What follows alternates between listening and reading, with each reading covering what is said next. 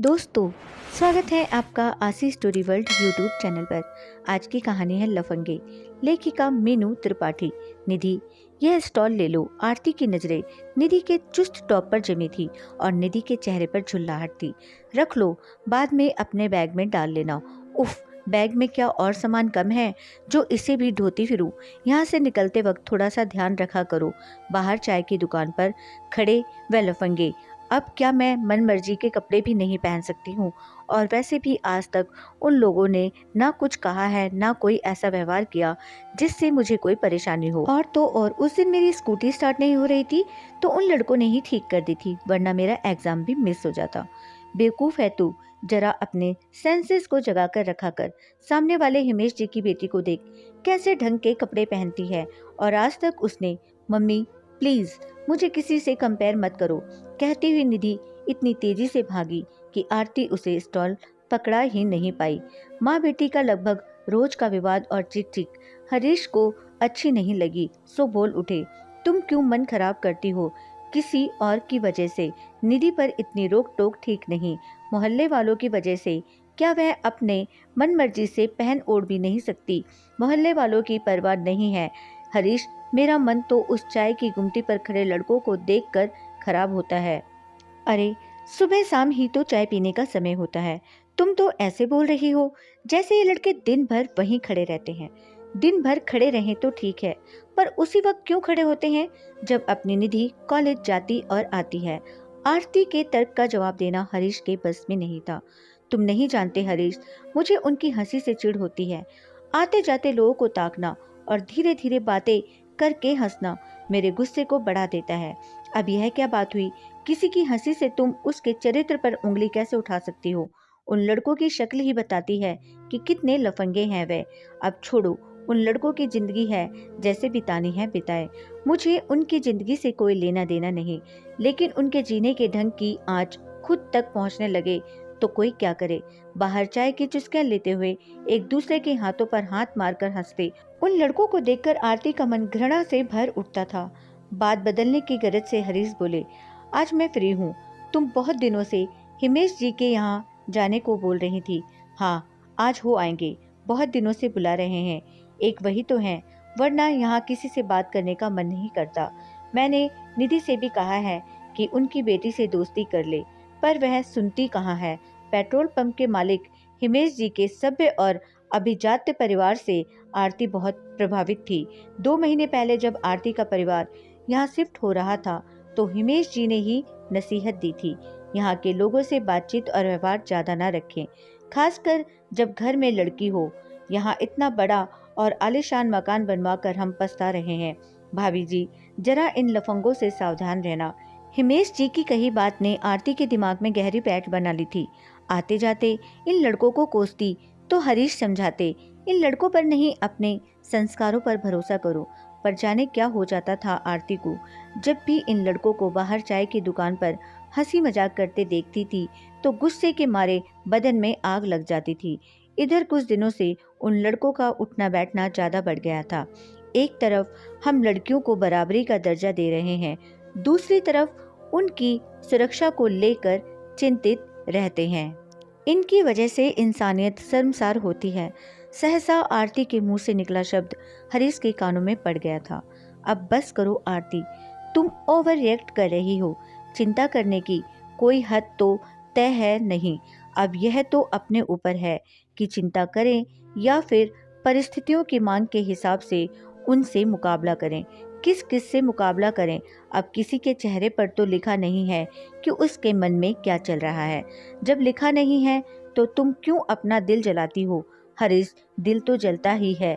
इन लफंगों को तो देखकर कोई भी बता सकता है कि ये कितने कुत्सित विचारों के होंगे।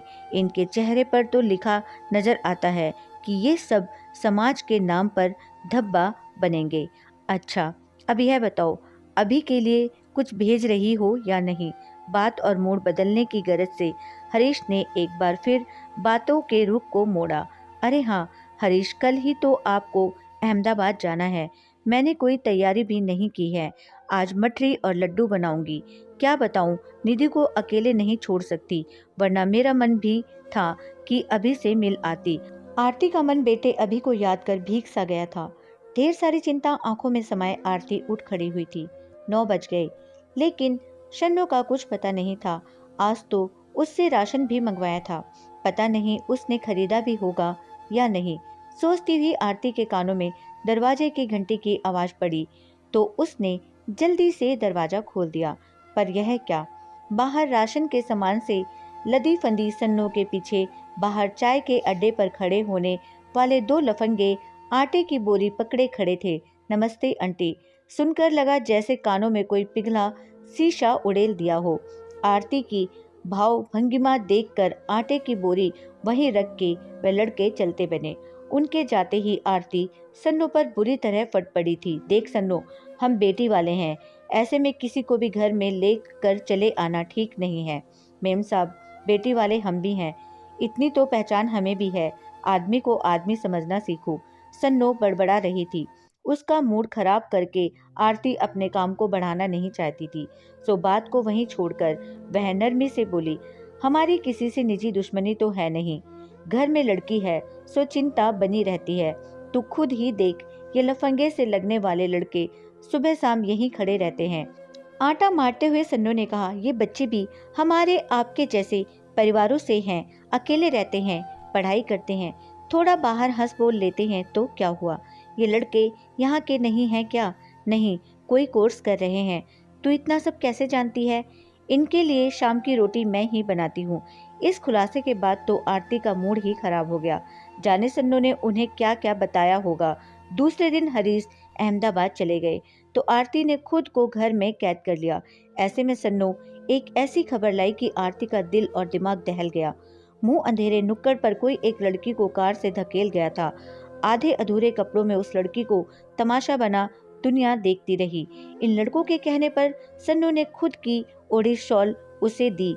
चाय की गुमटी वाले अब्दुल चाचा के आश्वासन पर ही उस लड़की को उन लड़कों ने अस्पताल पहुंचाया। बेचारे डर भी रहे थे, पुलिस थाने का कोई चक्कर ना हो। हिमेश जी ने तो दूर से ही हाथ जोड़ दिए थे। आप ही बताओ मेम साहब, आदमी ही आदमी की मदद ना करे तो उसकी बड़ी बड़ी बातें किस काम की। हिमेश जी के पास 2-2 गाड़ियां खड़ी रहती हैं, पर जरूरत के समय साफ मना कर दिया। ऐसे मामले से सब डरते हैं, पर इतना भी क्या डरना कि आदमी से गीदड़ बन जाएं। सब बातों के शेर हैं, दम किसी में नहीं। सन्नू ने अपने मन की भड़ास निकाली। उस बेचारी की दुर्दशा किसके कुकर्मों का नतीजा है, कौन जानता है। आरती का चेहरा पीला हो गया। दूसरे दिन शाम को आरती घर से बाहर निकली तो हिमेश जी मिल गए। हमेशा की तरह चिंता में लीन देखते ही बोले, भाभी जी, सुना आपने कल क्या हुआ? जी, शन्नू ने बताया था। मैं कहता ना था, आजकल जमाना लड़कियों का बाहर निकलने वाला नहीं है। मुझे देखिए, 2-2 गाड़ियां घर में रख छोड़ी हैं। मजाल है जो मेरी बेटी अकेले दुकेले कहीं निकल जाए। मैं तो कहता हूँ, आप भी अपनी बिटिया को यूं अकेले बाहर ना जाने दिया करें। गाड़ी नहीं है तो कम से कम ऑटो कर दीजिए। 4-5 दिन पहले उसकी स्कूटी भी शायद खराब हो गई थी। आरती समझ गई थी कि उन्होंने उन लड़कों को निधि की स्कूटी स्टार्ट करते देख लिया था और अब वह एक अच्छे पड़ोसी होने का फर्ज उन दबे ढके शब्दों में उसे आगाह करने की कोशिश कर निभा रहे थे। आज जाने क्यों आरती को हिमेश जी की बातों से कुछ खौफ सी हुई। उन्हें लगभग टालती हुई सामने बने पार्क की बेंच पर बैठ गई। सुबह से जी मिचला रहा था। शायद कल रात हुई घटना ने उस पर असर किया था। हिमेश जी की पत्नी अपनी बिटिया सुप्रिया के साथ आती दिखी। वहां खड़े दोनों लड़कों ने उसे अजीब नजरों से देखा, फिर मुंह घुमा लिया। आरती ने आज तक सुप्रिया को किसी से बातचीत करते नहीं देखा है। हिमेश जी ने बताया था कि उनकी बेटी रिजर्व स्वभाव की है। अरे भाभी जी, आज अकेले भाई साहब नहीं दिख रहे हैं, अहमदाबाद गए हैं। चलिए, किसी चीज की जरूरत हो तो बताइएगा। कर्तव्य पूर्ति करके हिमेश जी की पत्नी अपने घर के भीतर चली गई। सामने चाय की गुमटी में बैठे उन लड़कों की ओर आरती की नजर गई। लड़के, हाँ लड़के ही तो थे। जाने क्यों लफंगे शब्द की अनुगूंज सुनाई नहीं दी। पार्क में खिले गुलाब के फूलों की ओर हाथ बढ़ाते बच्चों को माली ने डांटा। आरती की नजर उन फूलों की ओर गई। एक दिन सुबह की सैर करते हुए उसके आंचल में कांटे अटक गए थे। तब से वह सावधान होकर वहां से निकलती है, लेकिन आज कांटों से ध्यान हटकर छिपे फूलों की ओर गया, जिनकी महक उसके मन को छू कर निकली थी। आज शाम कुछ नई सी थी, किसी की हंसी कानों में चुभ नहीं रही थी। आरती ने एक बार फिर ध्यान से उन लड़कों को देखा। कल इन लड़कों के द्वारा उस अनजान लड़की के प्रति दिखाई संवेदनशीलता ने साबित किया था कि संवेदना किसी खास चेहरे और स्तर की मोहताज नहीं होती। आरती यूं ही बैठी रही। करीब आधे घंटे बाद उठी तो ऐसा चक्कर आया कि कुछ होश न रहा। आंख खुली तो देखा सामने डॉक्टर बैठा था। चलिए, आपको होश आ गया, अब मैं चलता हूँ, चिंता की कोई बात नहीं, मुस्कुराते हुए डॉक्टर ने आरती से कहा। ये लड़के मुझे अपनी बाइक में हवाई जहाज जैसी स्पीड में लेकर आए थे। मम्मी, आपकी तबीयत ठीक नहीं थी तो बता देती, केतन और सुनील नहीं होते तो आज पता नहीं कैसे मैनेज करती। इन बेचारों ने मेरी वजह से खाना भी नहीं खाया, तब से यहीं भूखे बैठे हैं। कौन? आरती अवाक सी उन केतन और सुनील नाम वाले लफंगों को देखती रही। निधि ने धीरे से आरती के हाथ को दबा दिया। उसे डर था इन बेचारों के प्रति चेहरे पर नफरत न आ जाए। आंटी जी, आज हमारा पिक्चर देखने और बाहर खाना खाने का प्रोग्राम था, इसलिए सन्नो दीदी को मना कर दिया था। हम जाने ही वाले थे, लेकिन देखा आप अचानक गिर गई। सोच ही रहे थे कि क्या करें, तब तक दीदी आ गई। उन्होंने बताया कि आपको स्पोडिलाइटिस की वजह से चक्कर आ जाते हैं। गिरने की वजह से आपके सिर पर चोट लग गई थी तो हम घबरा गए थे। आज तो तुम लोगों को खाना भी नहीं मिलेगा। कोई बात नहीं, केतन की मम्मी के बनाए लड्डू हैं, उन्हें खाकर हमारा मस्त काम चलेगा। आरती ने पूछा, तुम लोग यहाँ अकेले रहते हो? आंटी जी, यहाँ पास वाली गली में 4 लड़कों के साथ एक कमरे को साझा कर रहे हैं। हम दोनों बीटेक और वह दोनों लड़के टेक्निकल ट्रेनिंग कर रहे हैं। इम्तिहान खत्म हो गए हैं पर घर नहीं गए। यही 3-4 घंटे पार्ट टाइम नौकरी में समय बिता रहे हैं। जेब खर्च निकल आता है, मतलब किताबों वगैरह के लिए। सुनील ने सफाई दी। आरती हैरानी से उन लफंगों को देख रही थी। निधि, देख तो जरा, अभी के लिए बनाया नाश्ता डब्बों में पड़ा है, थोड़ा दे दे। क्या भूखे सोएंगे बच्चे? ये बोलती हुई आरती अपने शब्दों पर खुद ही अचकचा गई। आश्चर्य हुआ कि इन लड़कों के लिए मम्मत तो जागा कैसे। बड़े संकोच से केतन ने निधि के हाथ से पैकेट ले लिया, पर दरवाजे तक आकर अचकचाकर रुक गया। क्या हुआ? निधि ने पूछा तो केतन ने कुछ संकोच से कहा, 1 मिनट बाद जाएंगे। क्यों? वह हिमेश अंकल अपना गेट बंद कर रहे हैं, हमें यहाँ देख लिया तो क्या? वह आप नहीं समझेंगी। अपने बालों पर हाथ फेरते हुए फर्श की ओर ताकते शर्माते हुए केतन बोला, आप लड़की हैं ना? हिमेश अंकल ने आपको मेरे साथ देख लिया तो पता नहीं क्या सोचेंगे। क्या सोचेंगे? वह हमें लफंगा समझते हैं ना, इसलिए। उनकी मनोदशा से आरती का जी भराया। बोली, चलो मैं भी चलती हूँ, खुली हवा में बैठूंगी तो मन बदलेगा।